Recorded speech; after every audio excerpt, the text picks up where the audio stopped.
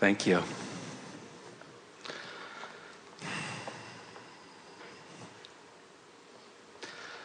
You've answered so many of my questions already, and I just wanted to piggyback on the last thing you said, really, which was about going to sleep and how much rest we get in that period. And one of the... You really don't need sleep. What you need, what you're wanting, what your body benefits from is releasing of resistance. So that's the greatest benefit that sleep gives you, is that you stop worrying about the things that have been bothering you, and you allow your energy alignment to take place. I have a lot of practices that I do to try to stay in the vortex, as you call it. And I noticed that for me, one of the most challenging parts of the day is I wake up in a feels like a very small place. And so I start doing my practices to get myself into the vortex. Well, this is an interesting thing to notice, that if you go to sleep in the vortex, you're going to wake up in the vortex. Yes. If you go to sleep out of the vortex, you're going to wake up out of the vortex, because your vibration is right where you last left it, you see. So a very nice thing to do is to soothe yourself, bask yourself to sleep. Lie in your bed and just appreciate it. Just appreciate the fabric, appreciate the pillow, appreciate the well-being, appreciate. But what you want to do is appreciate anything that doesn't take you into that. In other words, if you've got a concern about your body, appreciating your body is at that moment might not be the best plan. If you're wanting a relationship and it isn't working out, then envisioning a relationship isn't the best plan. You want to do what's easy alignment. So Esther focuses on her pillow. She bought a new pillow and she just couldn't stop talking about it. She talked about her pillow as if there were 100 reasons to love her pillow. Jerry would say, "Good night, honey, I love you," and she would say, "I love my pillow." She just really got herself focused upon this, the way the pillow felt, the way it held her head, the way it smelled, the way she felt when she awakened in the morning. In other words, just focusing upon the positive aspects of a pillow put her in the vortex. We're not kidding you. And if you go to sleep in the vortex, you will wake up in the vortex. Certainly in the scope of human events, there are many more things to think about that are more important than your pillow. No, not really. Anything that puts you into the vortex is important, you see. And so here's the pattern that we would encourage. So bask yourself to sleep. And when you awaken, lie there for just a moment and see if you can reclaim that feeling of basking.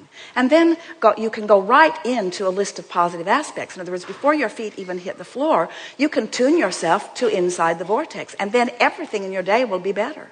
Everything in your day will be better. I love my feather pillow too. It holds my neck just right.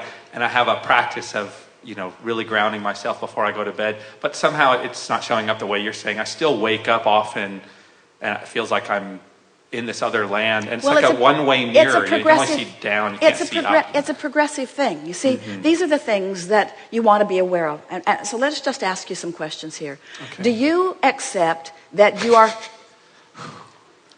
I get that through me sometimes. Do you accept that you are source energy, a part of which is expressing in this physical body? Yes. And do you accept that in this physical body that you are constantly the focused reason for an expansion in the larger part of that which is you? Do you accept that your moving through contrast, your living of your life is the reason that the source within you is having the fantastic expansion that it is having?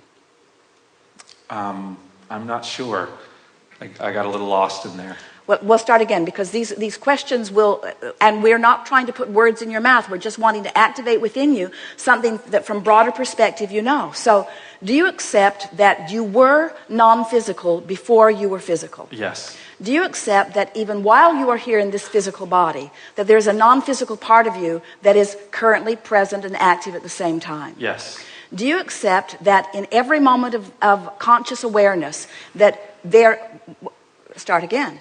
Whether you are consciously aware of it or not, do you accept that the vibration of who you really are and the vibration of who you're allowing yourself to be are playing off one another all the time? Yes. Do you accept do you accept that the source within you is holding the highest frequency of what you have expanded to?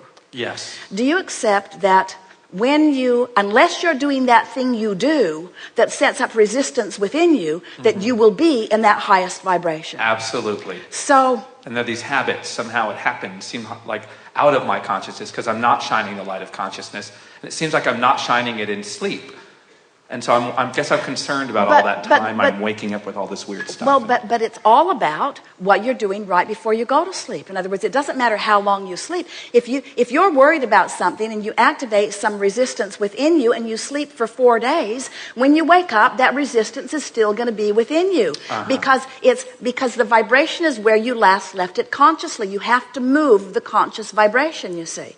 That's why, as we talk about coming into the vortex and milking it, and coming into the vortex and milking it, so that it's just your propensity for that vibration. Yes. Let's start at another place, because we can feel that we've activated some confusion around the room, and we want to be very clear about this. You're going to like this when you discover it. So,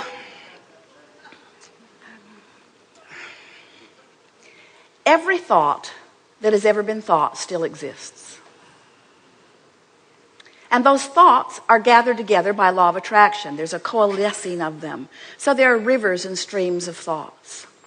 So what you're really wanting to do is to figure out how to tune to the highest frequency of who you are. And your emotions hold the key to that. So if you can accept that all of that expansion has taken place and that the larger part of you stands being, knowing, being who you are, and you are not beating the drum of something that's bothering you, in the absence of that resistance, this powerful law of attraction vortex will take you right to who you are. And as you're being called to it, you feel the passion of it. In other words, the moving in the direction of who you are is what exhilaration is. It's what passion is. It's what frisky is. It's what that robust feeling is. The feeling of coming into alignment. Now, you're not ever going to get it done, because life's going to, no matter where you stand, there's still going to be contrast. Even inside the vortex, there is variety that is causing you to ask for more. Yes. So you're always going to be asking for more, and you're always going to have already become more. So your work is always the same, to allow yourself to be all that you have become. And anytime you're not allowing it, you're going to know it by the negative emotion that you're feeling. So if you just do your best to feel as good as you can, as much as you can, and especially right before you go to sleep, what you'll begin to notice is that you'll have more obvious in the vortex moments. And when you are aware that you're feeling good, that's when you want to stop and practice the vibration of it. Now, here's what all of that was leading up to.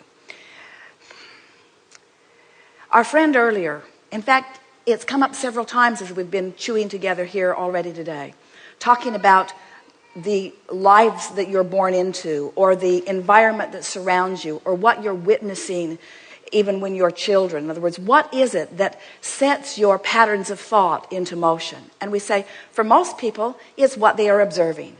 What you're observing is what causes you to begin to offer your vibration. So if you see something that's lovely, you offer a vibration that matches it. If you see something that's awful, you offer a vibration that matches it. And so a lot of where people are by the time that we begin to visit with them has to do with what their environment has been like and what they've been observing, because they are vibrationally responding to what they've been observing. So injustices or unfairnesses or sicknesses or poverty or abundance or wellness, people are they allow what they're observing to train their vibration. But that's because when they were first born, the people around them said, look at me and please me. Now, they were born with emotion that was saying otherwise. They were born with emotion that said, this love really feels good, and this hate really feels bad, and this confidence really feels good, and this uncertainty really feels bad. But a lot of people still were sort of swept away by what they were observing. The details of their life caused them to establish the patterns of thought. So as we visit with someone like you, you have all kinds of patterns of thought. Some of them are serving you well, and some of them are not serving you very well. But the thing that we really want you to hear from us is that law of attraction is going to deliver to you the thought that matches where you are. In other words, where you are is where you are. Where you are is where you are. If you're having an unpleasant conversation with someone, it's likely that you're going to have another one and another one and another one. It's likely that you're going to stew on it. It's likely that you're going to turn on television and see something similar to it. It's likely that you're going to check your email and there's going to be something else there, because law of attraction is going to keep mimicking and reflecting back to you how you feel. So how does someone move themselves into a better feeling vibration? How do you make the adjustment? How do you find something? How do you move? Because law of attraction is not helping you out. Law of attraction says, oh, you don't like that, then you won't like this either. And oh, you don't like that, then you won't like this either. And oh, you don't like that, then you won't like this either. And so, how do you break that? How do you break that cycle? Shift focus. But how do you shift your focus when law of attraction is dishing out the ideas? When law of attraction is dishing out the next. In other words, you can be focused on something in the moment that is unpleasant. Before you know it, you're remembering that bad thing that happened and that bad thing that happened, and now you're standing in line in the post office, which was bad enough, and then somebody else is talking to you about the thing that happened to them, and it's just a spiral that keeps going. So now we're building up to something, because we want you to follow this track. So trying to change the thought is not going about it the easy way, because the thought that you're most likely to think is going to pretty much match the thought you've been thinking. It's like a war. In the same way, it's not like a war. It's like law of attraction saying here's more, here's more, here's more, here's more. It's a war in the sense that it's not who you really are, and you don't want to feel bad. So yeah, I just meant if I try to talk against that thing, I stopped that years ago, because it feels like... That's what we were demonstrating with those cards. All it does is cause you to dig in more. So you're all there before we're even getting there. So what is the logical way to break that evil spell? Stop thought. Stop thought. Take a walk. Go for a run. Listen to some music. Meditate if you can. In other words, what you want to do is slow the thought down. Now, what we said earlier is if you're specifically negative, get more general negative, and then get more general negative, and then get more general positive. But it's much easier. Friends, it is much easier. It is so much easier to just catch yourself having accidentally stumbled into the vortex, and then just stay there a little longer until the these are the key words: to allow the source within you to tune you to the frequency that is really who you are. Because that's what's going to happen. The negative stuff tuned you. It took a long time, but the negative stuff did tune you. You can allow the positive stuff to tune you.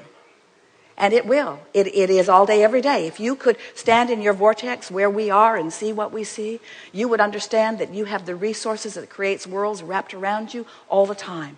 Always rooting for you, always knowing your value, always loving you, always knowing your capabilities, always knowing where you are, always knowing what you put there, always knowing that it's all good, always knowing that you're going to get there, always knowing that it will manifest, always knowing that it doesn't have to manifest in order to feel it. And that really is the message that we're wanting you to get here in this moment in time. If you could be happy for the alignment and the feeling that it brings, and disregard the manifestation that hasn't come round yet, if you can feel the feeling of it and align with the feeling of it and align with the power and the clarity of it and practice that vibration enough, then you'll have clear sight. The vortex will reveal to you, or better said, you'll be in a place where you will be able to translate into your manifestational world what's already vibrationally in the vortex. You followed that, didn't you? Mm-hmm. You were right there. Yeah.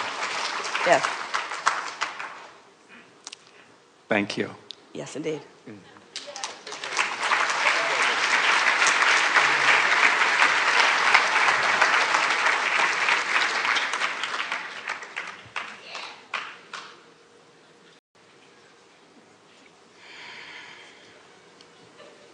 So what is the vortex? It's a state of being where the larger part of you exists. It's the fullness of who you are, holding a steady light so that you will always know in every moment where you stand in relationship to it. It's the guidance that you have always been looking for, that has always been available to you.